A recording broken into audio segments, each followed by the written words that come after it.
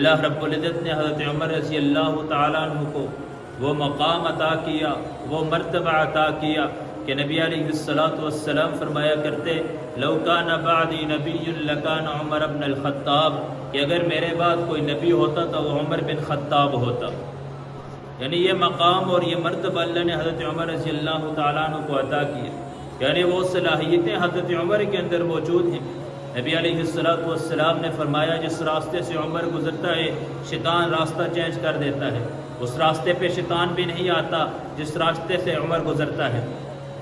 نبی علیہ السلام نے فرمایا کہ عمر کی زبان سے نکلنے والے الفاظ، عمر کی ذہن میں آنے والی سوچ، اللہ اس کو قرآن بنا کے نازل کرتے ہیں۔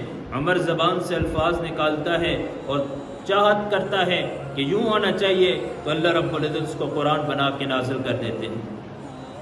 اور عمر رضی اللہ تعالیٰ عنہ کا بڑا اونچا مقام اور مرتبہ، 22 لاکھ مربع میل پہ حکومت کرنے والا، اور ایمانی کیفیت یہ ہے کہ 22 لاکھ مربع میل پہ حکومت کرنے والا مسجد نبوی کے اندر جھاڑو دے رہا ہے۔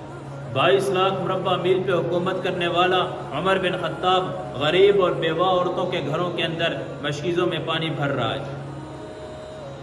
یہ عاجزی تھی، یہ انکساری تھی۔ اللہ رب العزت نے وہ عاجزی اور وہ انکساری عطا کی، تکبر نام کی چیز نہیں تھی۔ عطا اللہ شاہ بخاری رحمہ اللہ فرمایا کرتے تھے کہ سارے صحابہ مرید ہیں، عمر مراد بھی ہے، مرید کے ساتھ مراد بھی ہے۔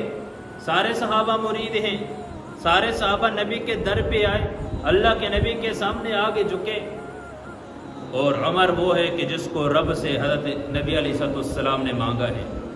عمر وہ ہے جس کو اللہ سے مانگا گیا ہے، وہ مراد بھی ہے، وہ مرید بھی ہے۔ حضور صلی اللہ علیہ وسلم کی دعا تھی، نبی علیہ السلام کی دعا، اے اللہ 2 شخصوں کے ذریعے ابو جہل، عمر بن خطاب، ان 2 شخصوں میں سے جو تجھے محبوب ہے، اے اللہ اس کے ذریعے تو دین اسلام کو عزت عطا فرما۔ ان میں سے جو تجھے محبوب ہے، تو معلوم ہوا نبی علیہ السلام کی دعا کے الفاظ ایسے ہیں، بتایا جا رہا ہے کہ حضرت عمر اللہ کو محبوب تھے، پھر اللہ نے حضرت عمر کا انتخاب کیا، اور ایسے نہیں چنا۔ کچھ صفات ہوتی ہیں، کچھ صفات ہوتی ہیں۔ دعا کرتے ہوئے ابو جہل بھی ایمان نہیں لایا، دعا جس وقت کی اس وقت عمر بھی ایمان میں داخل نہیں تھے، اسلام میں داخل نہیں تھے، پھر حضرت عمر کا انتخاب کیوں کیا، ابو جہل کا انتخاب کیوں نہ ہوا؟ حالانکہ دیکھا جائے حسب نسب کے اعتبار سے دیکھا جائے، شجاعت کے اندر اور سرداری کے اعتبار سے دیکھا جائے، ابو جہل سردار بھی تھا، اپنی قوم کا بڑا بھی تھا، اور حضرت عمر ان کے مقابلے کے اندر تو ان کی رعایا کے اندر داخل تھے، ابو جہل کے مقابلے میں رعایا میں داخل تھے، لیکن کچھ صفات ایسی تھی جن صفات کی وجہ سے اللہ نے حضرت عمر کا انتخاب کیا۔ علماء نے لکھا ہے، ایک یہ ہے کہ ابو جہل کے اندر حسد تھا، عمر کے اندر حسد نہیں تھا۔ ابو جہل کے اندر ضد تھی، ضدی تھا، اور عمر کے اندر ضد نہیں تھا۔ ابو جہل کے اندر عناد تھا، عمر کے اندر عناد نہیں تھا۔ ابو جہل ہٹ درمی کرتا تھا، عمر ہٹ درمی نہیں کرتا تھا۔ دلائل دیکھ کے ابو جہل منکر ہو گیا۔ جب اس نے دلائل دیکھے، نبی علیہ السلام کے سارے دلائل سامنے آئے، ضد پہ اڑ گیا، ہٹ درمی کرنے لگا کہ میں حسب نسب میں اونچا ہوں، میں سردار ہوں، میں اس نبی کا کلمہ پڑھنے کے بعد اس کا غلام بن جاؤں گا، ایسا ہرگز نہیں ہو سکتا۔ اور ادھر حضرت عمر کو دیکھو، ایک دلائل بھی نہیں دیکھے، ایک دلیل دیکھی ہے، اور نبی علیہ السلام کو قتل کرنے کے ارادے سے نکل رہے ہیں۔ سب نے مشورہ کیا، اپنے آپ کو بزدل ٹھہرایا کہ ہم بزدل ہیں، ہم کچھ نہیں کر سکتے، عمر تو بہادر ہے، تو جا نبی کا سر قلم کر کے آ۔ حضرت عمر یہاں سے نکلتے ہیں، نبی علیہ السلام کے سر کو قلم کرنے کے لیے نکلتے ہیں۔ راستے میں کہنے والا کہتا ہے اپنی بہن فاطمہ کا حال تم معلوم کر، بعد میں جا کے نبی کے در پہ، نبی کے سر کو قلم کرنے کے لیے نبی کے در پہ جانا، پہلے اپنی بہن فاطمہ کا حال تو معلوم کر۔ گھر کے اندر جاتے ہیں، کیا دیکھتے ہیں؟ قرآن کی آواز آتی ہے۔ خیر لمبا واقعہ ہے، مختصر کرتا ہوں۔ بہن کے چہرے پہ تھپڑ مارا، خون نکل آیا، بہن کا خون تو نکل آیا۔ بتا رہا ہوں کہ ہٹ درمی تھی ابو جہل کے اندر، حضرت عمر کے اندر ہٹ درمی نہیں تھی، دلیل سامنے آئی۔ قرآن مجید کی 20ویں نمبر سورت سورہ طٰہٰ کا پہلا رکوع بہن نے تلاوت شروع کیا، سامنے توحید کے دلائل سامنے آگے، کہا کہ مجھے نبی کے در پہ لے کے جاؤ۔ حضرت عمر نبی کے در پہ جاتے ہیں، دار ارقم میں پہنچتے ہیں۔ دار ارقم پہنچنے کے بعد وہاں امیر حمزہ موجود ہیں، کہتے ہیں کہ یا رسول اللہ مجھے اجازت دیجیے، عمر کی تلوار ہوگی، عمر کی تلوار سے عمر کے سر کو میں قلم کروں گا، آپ مجھے اجازت دیجیے۔ عمر آپ کے در پہ آئے ہیں، اللہ کے نبی نے کہا نہیں، آج میں خود براہ راست اس سے بات کرنا چاہتا ہوں، آج میں خود دیکھتا ہوں کہ عمر سے میں خود بات کرنا چاہتا ہوں۔ جب عمر سامنے آ کے بیٹھا، نبی علیہ السلام نے کہا عمر وہ وقت نہیں آیا، وہ وقت نہیں آیا کہ تیرے دل میں اللہ کا خوف آ جائے، اللہ کا خوف تیرے دل کے اندر نہیں ہے؟ کہا کہ یا رسول اللہ آپ کے در پہ کلمہ پڑھنے کے لیے آیا ہوں، اشہد ان لا الہ الا اللہ اشہد انک محمدا عبدہ ورسولہ، کہ ایمان میں داخل ہو گیا، کلمہ پڑھ کے مسلمان ہو گیا۔ سر لینے آیا تھا اور اپنے سر بھی نبی کے قدموں میں جھکا کے چلے گئے اور اسلام کے ساتھ جڑ کے دین کے ساتھ جڑے، اور اللہ نے وہ عزت عطا کی، اللہ نے وہ مرتبہ عطا کیا، اللہ نے وہ مقام عطا کیا۔ خود ہی فرمایا کرتے تھے، ایک مرتبہ حج پہ جا رہے ہیں، جاتے جاتے راستے میں درخت تھا، اس کی ٹہنی تھی، اس کو اپنے سینے کے ساتھ لگا کے رونا شروع کر دیا۔ صحابہ بھی موجود ہیں، صحابہ بھی سارے ساتھ ہیں۔ امیر المؤمنین خیریت ہے، کیا ہوا؟ بات سامنے نہیں آئی، آپ چلتے تھے، ٹھیک ٹھاک باتیں کرتے آئے، یہاں اس درخت کو دیکھا، اس کی ٹہنی کو سینے سے لگا کے کون سا وہ منظر یاد آ گیا؟ کہا مجھے وہ وقت یاد آیا کہ جب میرا باپ مجھے اونٹ دے کے بھیجا کرتا تھا کہ جاؤ عمر اونٹ چرانے کے لیے جا، میں آیا کرتا اور اس جگہ اس درخت کے سائے کے اندر میں سائے کے نیچے میں بیٹھا کرتا تھا اور یہ اس جگہ میں اونٹ چرایا کرتا تھا۔ بعض اوقات اونٹ آگے پیچھے مجھ سے ہوتے، میرا باپ مجھے ڈانٹتا، مجھے مارتا کہ تیرا کیا بنے گا، تو بڑا ہو کے کیا کرے گا، تجھے تو اونٹ چرانے بھی نہیں آتے، تو میں تو اونٹ بھی نہیں چرا سکتا تھا، مجھے اونٹ چرانے کا طریقہ نہیں آتا تھا۔ نبی کے در پہ گیا، نبی کے قدموں میں جھکا، اسلام کو دین کو اپنے سینے سے لگایا، آج ساری دنیا کو چلا رہا ہوں، آج 22 لاکھ مربع میل پہ حکومت کر رہا ہوں، آج اس مقام اور مرتبے پہنچ چکا ہوں۔ ادھر دریا نیل خشک ہو رہا ہے، خط لکھ رہے عمر بن عاص کو، خط لکھا جا رہا ہے، دریا کے اندر جا رہا، دریا جاری ہو گیا، ادھر آگ کا لاوا نکل رہا ہے دریا سے، پہاڑ سے چادر اتاری اور اس کو مارا، ادھر آگ کو بجھا کے چھوڑ دیا، زمین ہلنے لگی، کوڑا زمین پہ مارا، کیا مدینے کی زمین پہ کیا تجھ پہ عمر انصاف نہیں کرتا؟ کہا آج وہ عمر جس کو اونٹ چرانے نہیں آتے، نبی کے دین کے ساتھ جڑا، اللہ رب العزت نے جو اسلام کی نعمت تھی اس کے ساتھ مجھے جوڑا اور نبی کے قدموں کے اندر آ کے میں گرا تو اللہ رب العزت نے مجھے اس مقام اور مرتبے تک پہنچا دیا۔ کہا رونا تو مجھے اس پہ آ رہا ہے، جو بھی دین کے ساتھ جڑے گا، جس انسان کی زندگی کے اندر دین ہوگا، پھر اللہ اس کو عزتوں سے نوازیں گے، پھر اللہ اس کو مقام دیں گے، پھر اللہ اس کو مرتبہ دیں گے، پھر اللہ اس کو دنیا اور آخرت کی عزتیں عطا کریں گے۔ آج سارے دنیا والے کہتے ہیں اور ہر انسان کے یہ نظریہ بنا ہوئے، مال ہوگا، پیسے ہوں گے، جائیداد ہوگی، گاڑی ہوگی، کوٹھی بنگلہ ہوگا، آگے پیچھے نوکر ہوں گے، گاڑیاں چلیں گی، عزت ہوگی، سکون ملے گا۔ یاد رکھیں اسے عزت وہ عزت ہی نہیں جس کے بعد ذلت کا سامنا کرنا پڑے۔ آج واہ واہ کے نعرے لگانے والے، ایک حکمران آتے ہیں اس کے واہ واہ کے نعرے ہوتے ہیں، کل وہی آج زندہ باد کے نعرے لگانے والے کل اسی کے مرد آباد کے نعرے لگائے جائیں گے۔ وہ عزت کیا عزت جس کے بعد ذلت کا سامنا کرنا پڑے؟ وہ کیا عزت ہے؟ آگے پیچھے گاڑیوں کا ہونا یہ سکون کی علامت نہیں، کوٹھی بنگلوں کا ہونا یہ سکون کی علامت نہیں۔ سکون اللہ نے دین کے ساتھ جڑا ہے۔ جس انسان کی زندگی میں دین ہوگا، کوٹھی نہیں، بنگلہ نہیں، گاڑی نہیں، کچھ بھی نہیں ہے، پھٹے پرانے بستر پہ سونے والا، دل میں سکون ہے، اللہ اس کو ایسی میٹھی نیند سلائیں گے۔ اپنی زندگی کے اندر دین لے کر آئیں، دین زندگی کے اندر ہوگا، اللہ عزتوں سے نوازیں گے۔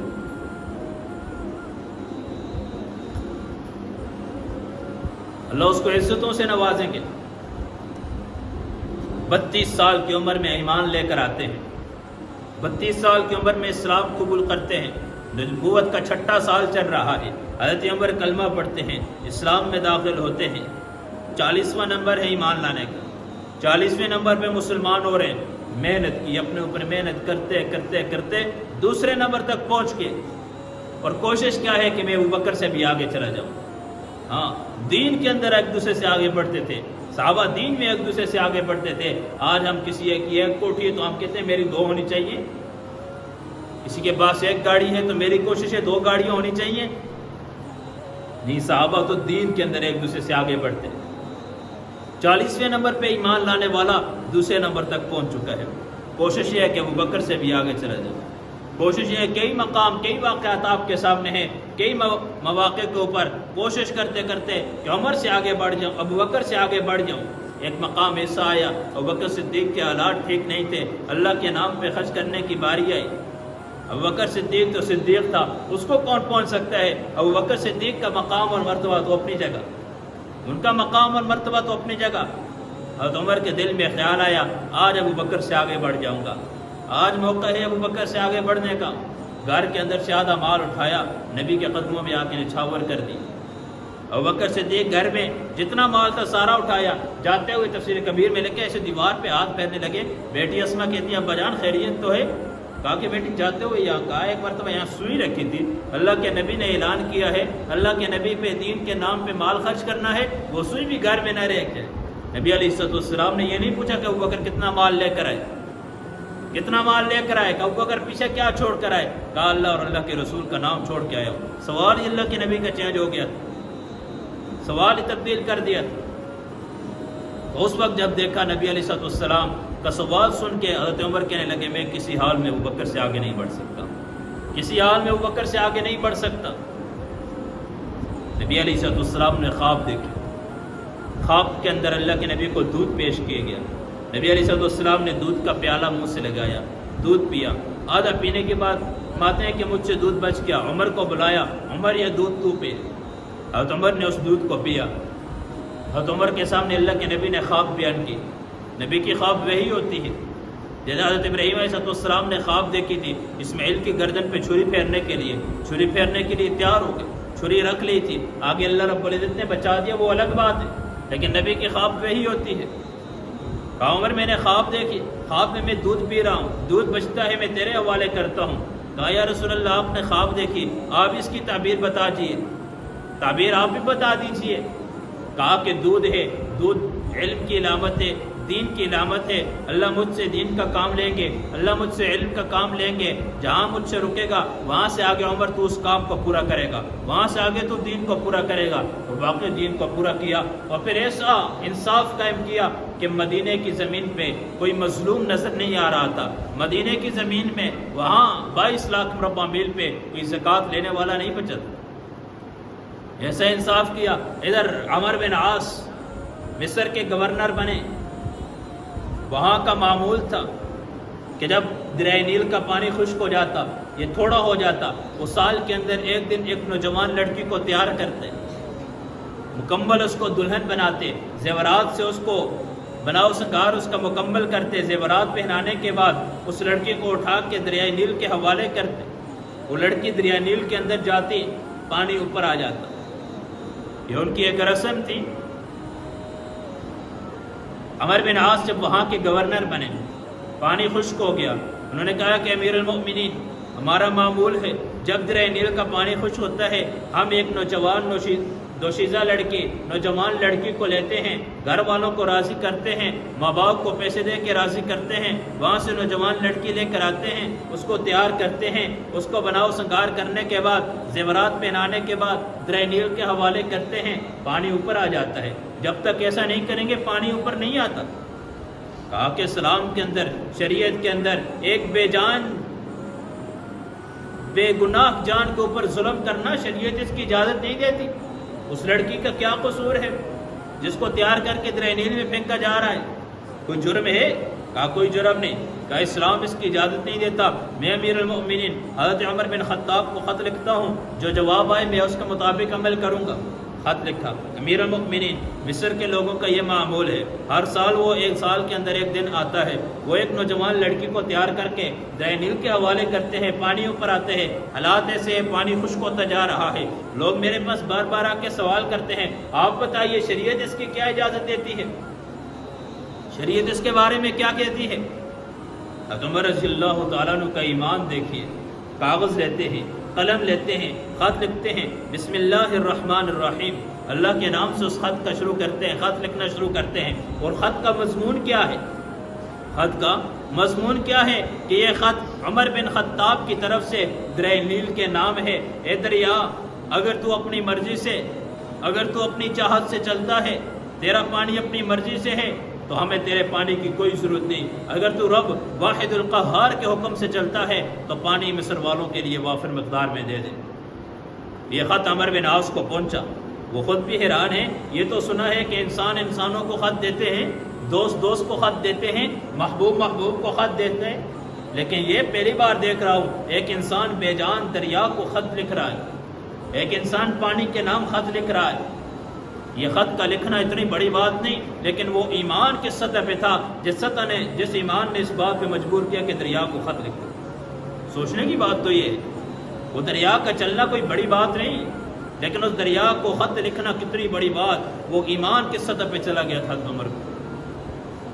کہا کہ میرا خط عمر بن عاص جب تیرے پاس آ جائے فوراً جا کے دریائے نیل کے نام کر دو۔ ادھر خط پہنچتا ہے، عمر بن عاص چلتے ہیں، جا کے دریائے نیل کے اندر اس خط کو پھینکتے ہیں۔ جب وہ خط دریائے نیل کے پانی کے ساتھ جا کے لگا 16 ہاتھ پانی اوپر آ گیا۔ آج 14 صدی گزرنے کے بعد آج بھی وہ پانی اسی طریقے پہ جاری ہے، وہ ایمان کے سطح پہ۔ ادھر مدینے میں آگ نکلتی ہے، صحابی کو بھیجتے ہیں، جاؤ اس آگ کو مار کے بولو عمر کیا انصاف نہیں کرتا۔ مدینے میں سلسلہ آتا ہے، کوڑا زمین پہ مارنے لگے عمر انصاف نہیں کرتا، کیا عمر انصاف نہیں کرتا؟ اللہ رب العزت نے حضرت عمر کو وہ مقام اور مرتبہ عطا کیا، وہ مقام اور وہ مرتبہ عطا کیا۔ تاریخ مکہ مکرمہ کے اندر، مکہ المکرمہ تاریخ کے اندر، تاریخ کی ایک بہت بڑی کتاب ہے، اس کے اندر حضرت عمر رضی اللہ تعالیٰ عنہ کے بارے ایک عجیب واقعہ نقل کیا، بڑا پیارا واقعہ نقل کیا۔ حضرت عمر رضی اللہ تعالیٰ عنہ ابھی اسلام میں داخل نہیں ہوئے تھے، ابھی مسلمان نہیں ہوئے، ابھی کلمہ نہیں پڑھا، تجارتی سفر کے ساتھ شام کا سفر کیا، تجارتی قافلے کے ساتھ شام کا سفر کرتے کرتے فلسطین پہنچے تو وہاں اپنے قافلے سے جدا ہو چکے، گم ہو چکے، بیت المقدس کے ساتھ ٹیک لگا کے، دیوار کے ساتھ ٹیک لگا کے بیٹھے ہوئے۔ تو سامنے سے ایک نوجوان گزرا، اس نے حضرت عمر رضی اللہ عنہ کو جب دیکھا، ابھی حضرت عمر ایمان میں اسلام میں داخل نہیں ہوئے، جوانی کی حالت میں، جب اس نوجوان نے حضرت عمر کو دیکھا، قریب آیا، کہا آپ خطاب کے بیٹے ہو؟ کہا جی عمر نام ہے آپ کا؟ جی عمر نام ہے۔ عمر رضی اللہ عنہ نے حیران، یار اپنے ملک دور کی بات، میں دوسرے ملک کے اندر، میں شام میں آیا، فلسطین کے اندر میں بیٹھا ہوا ہوں، یہ میرے باپ کا نام بھی لے رہا ہے، میرا نام بھی لے رہا ہے۔ کہا خیریت ہے؟ کہا میں آپ کی دعوت کرنا چاہتا ہوں، دعوت قبول کرو گے؟ کہا خیریت ہے، کس بات کی دعوت کرنا چاہتے ہیں؟ کہا میں آپ کی دعوت کرنا چاہتا ہوں۔ عمر کہنے لگے کہ میں خود پریشان ہوں، آپ کو دعوت کی پڑی ہے، کیا پریشانی ہے؟ کہا میں قافلے کے ساتھ، تجارتی قافلے کے ساتھ آیا تھا، میرا قافلہ مجھ سے گم ہو چکا ہے۔ کہا کیسا قافلہ؟ فلاں فلاں اس قسم کا قافلہ تھا۔ تو وہ نوجوان کہنے لگا کہ میں نے اس قافلے کو روانہ ہوتے دیکھ لیا، وہ چلا گیا ہے، وہ قافلہ یہاں سے نکل گیا ہے۔ کہا کہ بس میری مہمانی یہی ہے، مجھے قافلے تک پہنچا لے۔ کہا ٹھیک ہے، قافلے تک پہنچاؤں گا، میرے پاس گھوڑا ہے تیز سوار، تیز چلنے والا، میں اس پہ بٹھا کے آپ کو پہنچا لوں گا، لیکن ایک شرط ہے۔ کہا کیا شرط ہے؟ میری مہمانی قبول کرو۔ کہا ٹھیک ہے، قبول کرنی پڑے گی۔ عمر رضی اللہ تعالیٰ عنہ اس نوجوان کے ساتھ اس کے گھر جاتے ہیں، جا کے کھانا کھاتے ہیں، کھانا کھانے کے بعد فارغ ہوتے ہیں۔ وہ نوجوان ایک کاغذ لے کر آتے ہیں، جیسے آج کل اسٹیمپ وغیرہ کچھ ہوتے ہیں نا، عدالتی کارنامہ یا کچھ اس قسم کے لکھتے ہیں، تو اس دور کے جو بھی تھا وہ کاغذ لے کے، قلم لے کے آیا حضرت عمر کے پاس۔ کہا یہاں ایک دستخط کریں، ایک تحریر لکھ کے دے دیں۔ کیا تحریر لکھنی ہے؟ کہا جب آپ بیت المقدس فتح کریں گے، جب آپ فلسطین کو فتح کریں گے، اس وقت یہ فلاں فلاں زمین میرے نام ہے، آپ اس کا ٹیکس نہیں لگائیں گے۔ اس نے کہا یا بھلا یہ کیسا مذاق کر رہے ہو، یہ کیسا مذاق کر رہے ہو؟ کہا مذاق کی سمجھے، آپ لکھ کے دے دیں۔ کہا کیسے؟ میں جسے اونٹ چلانا نہیں آتا، باپ تھپڑ مارتا ہے، اونٹ نہیں آتے، چلانے نہیں آتے، اور تو کہتا ہے کہ میں بیت المقدس فتح کروں گا، میں فلسطین کو فتح کروں گا۔ کہا آپ مذاق میں لکھ کے دے دیں۔ عمر نے کہا جان تو چھڑانی تھی، مذاق میں لکھ کے دے دیا۔ وہ اس نے سنبھالا، بڑی حفاظت سے اپنے پاس رکھا، اس کو گھوڑے پہ سوار کرنے کے بعد قافلے سے ملا دیا۔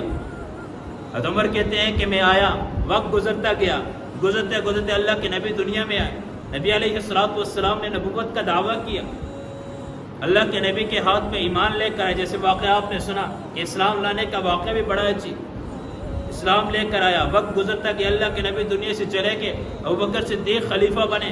کہا ان کی خلافت کے اندر وقت گزارا.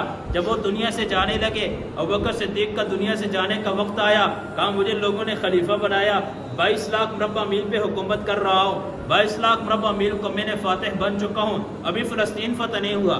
ادھر فلسطین کے لیے قافلہ بھیجا, میں نے جہادی لشکر بھیجا, جاؤ بیت المقدس کو فتح کر کے آؤ.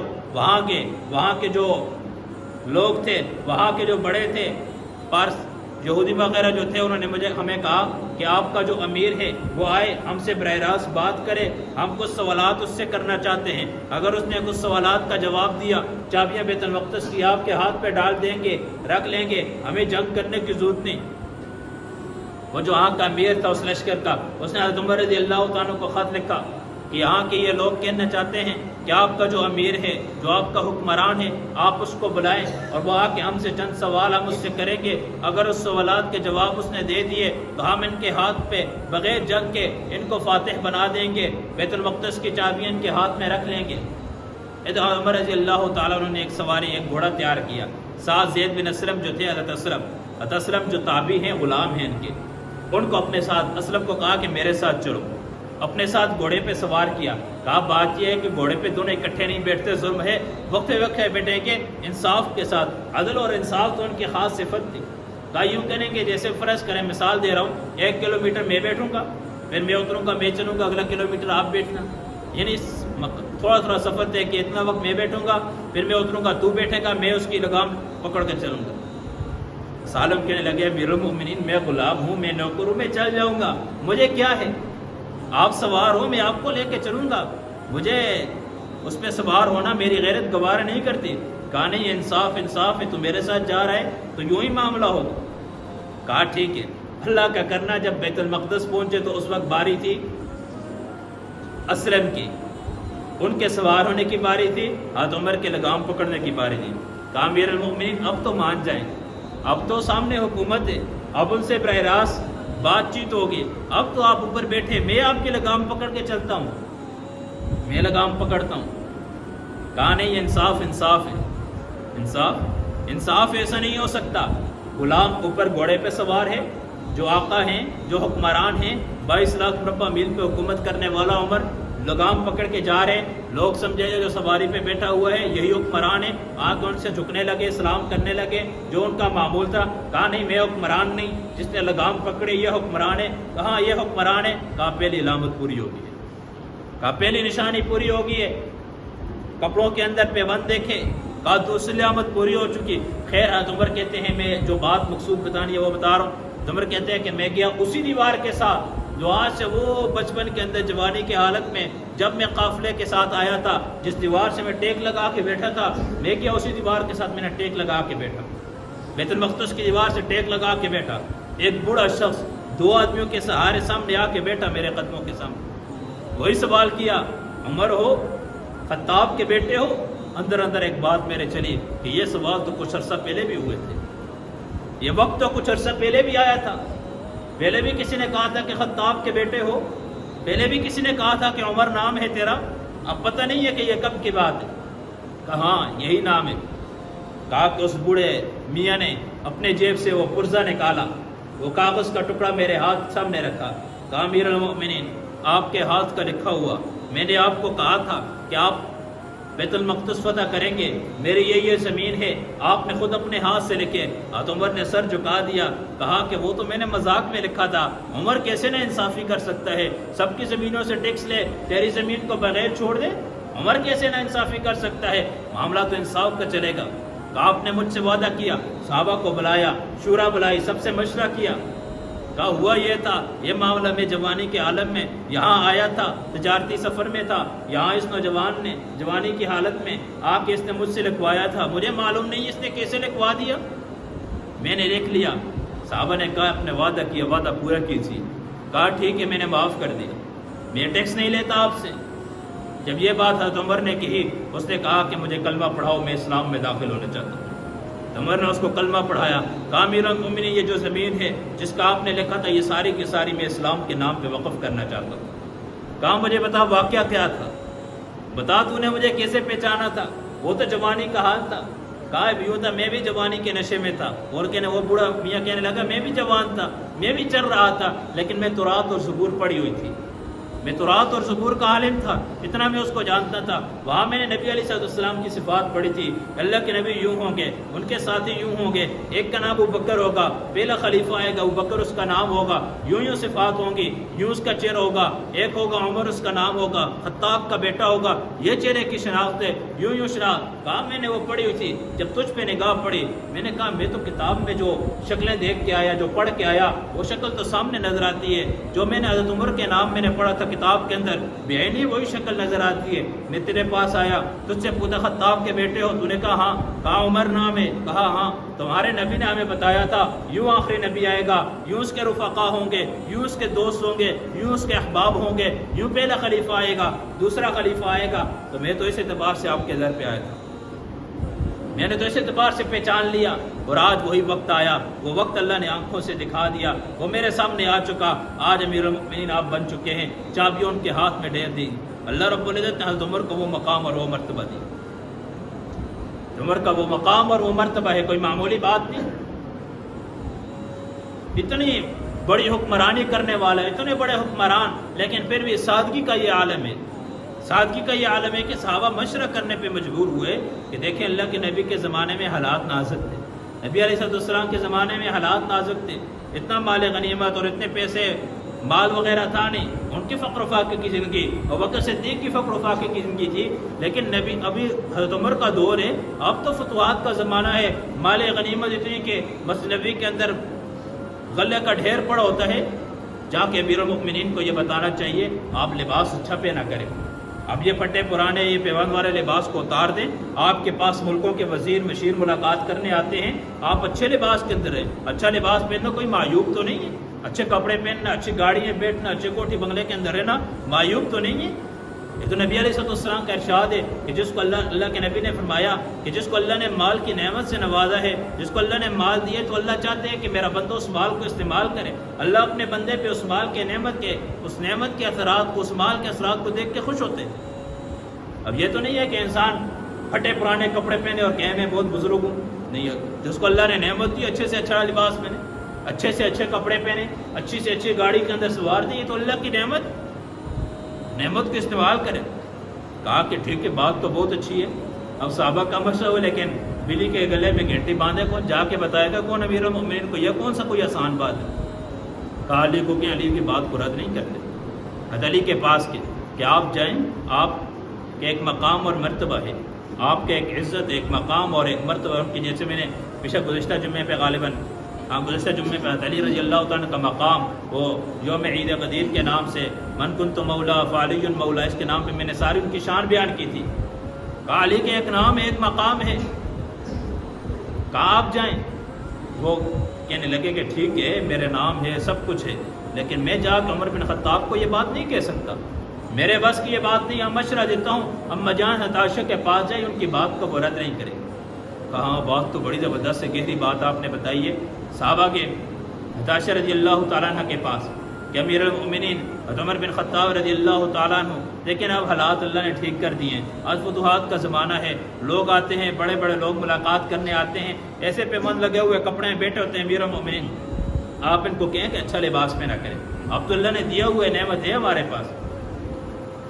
عائشہ رضی اللہ تعالیٰ عنہ نے پیغام بھیجا عمر بن خطاب، تو 200 لوگوں کے درمیان کافی مجمع ہے، اس کے درمیان تو میں بیٹھے ہیں، کہا کہ اما جان بلا رہی ہیں، تو کانپنا شروع ہو گیا، بھاگتے ہوئے گئے، بھاگتے ہوئے تو عائشہ رضی اللہ تعالیٰ کے در پہ گئے، اما جان آپ کا پیغام آیا تھا؟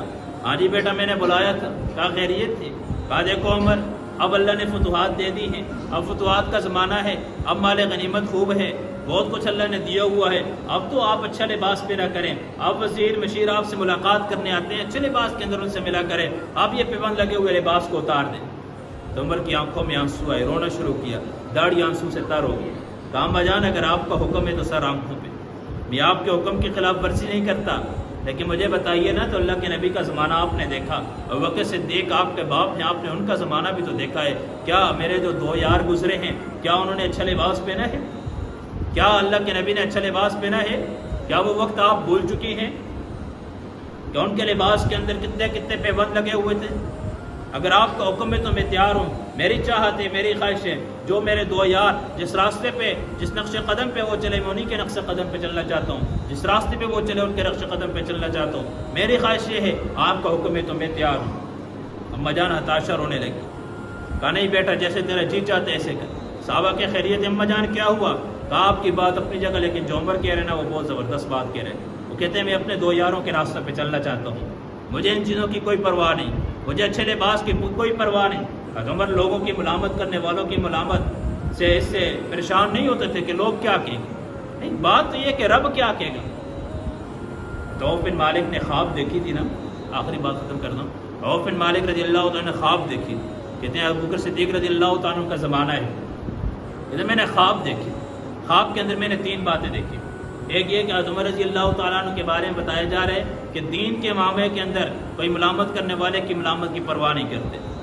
دین کا معاملہ ہے، کوئی کیا کہے گا، آج لوگ مثال دیتے ہیں نا باہر کے حکمرانوں کو کہ یورپ والے اچھے ہیں، فلاں ملک والے، ان کا وزیر اعظم سائیکل پہ بیٹھ پہ جاتا ہے، وزیر اعظم یوں استعمال کرتے ہیں، سائیکل استعمال کرتے ہیں، ہمارے وزیر اعظم کیا استعمال کرتے ہیں۔ ہم عمر رضی اللہ تعالیٰ کا زمانہ تو دیکھیں نا، وہ بھی تھے عید کی نماز پڑھانے جا رہے ہیں، پاؤں میں جوتے نہیں ہیں، کہنے لگے کہ لوگ کیا کہیں گے۔ کسی نے کہا نا کہ جوتے تو پہن کے جائیں، لوگ کیا کہیں گے؟ کہا لوگ جو کہتے ہیں کہنے دیں، لوگ یہ دیکھنا یہ کہ رب کیا چاہتا ہے، نبی کیا کہیں گے، رب کیا کہیں گے، لوگوں کی کیا بات، لوگوں کی باتوں سے کوئی خوش نہیں ہو سکتا، وہ کسی حال میں کسی کو بھی نہیں چھوڑتے۔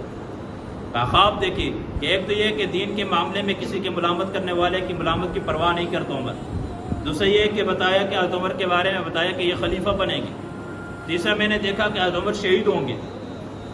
تو ابوبکر صدیق کو آ کے ابوبکر صدیق نے کہا عمر کو میں بلاتا ہوں، آپ نے دوبارہ یہ خواب سنانی ہے۔ عمر رضی اللہ تعالیٰ کو بلایا، جب پہلی بات کی کہا بالکل میرا نظریہ یہی ہے کہ لوگوں کی بات کی پرواہ نہیں کرتا، دیکھتا یہ ہوں کہ رب کا حکم کیا ہے، نبی کا طریقہ کیا ہے، رب کیا کہتے ہیں، نبی کیا کہتے ہیں، لوگ جو کہتے ہیں کہنے دیں، مجھے اس کی پرواہ نہیں ہوتی۔ دوسرا کہا آپ خلیفہ بنیں گے تو خاموش ہو جائیں، ابوبکر صدیق کے سامنے کہتے ہیں خلیفہ بنیں گے، خاموش میں یہ اہلیت نہیں ہے۔ جسے کہا کہ میں نے خواب دیکھا کہ آپ شہید ہوں گے، کہا شہید تو دلیر ہوتے ہیں، میں بزدل آدمی ہوں، میں تو ساحل کمزور سا آدمی ہوں، قائل ہوں، تو میں کہاں شہید ہوں گا، شہید تو جو ہوتے ہیں وہ تو دلیر آدمی ہوتے ہیں، جس کو ساری دنیا دلیر کہے وہ خود اپنے آپ کو کیا کہہ رہے ہیں، عاجزی اور انکساری کی انتہا تھی۔ اللہ ہمیں ان کے نقش قدم پہ چلنے کی توفیق عطا فرمائے، ان کی سیرت اپنانے کی توفیق عطا فرمائے۔ تو یہ مہینہ اسی مناسبت سے میں نے بات کی کہ 27، 26، 27 ذی الحجہ کو ان کو نیزہ مارا گیا، یکم محرم کا وہ اللہ سے جا کے ملے، انشاءاللہ ان کی شہادت اگلے جمعے میں، آگے محرم شروع ہو رہا ہے، اس اعتبار سے بات کریں گے، اللہ عمل کرنے کی توفیق عطا فرمائے۔ وآخر دعوانا الحمدللہ رب العالمین۔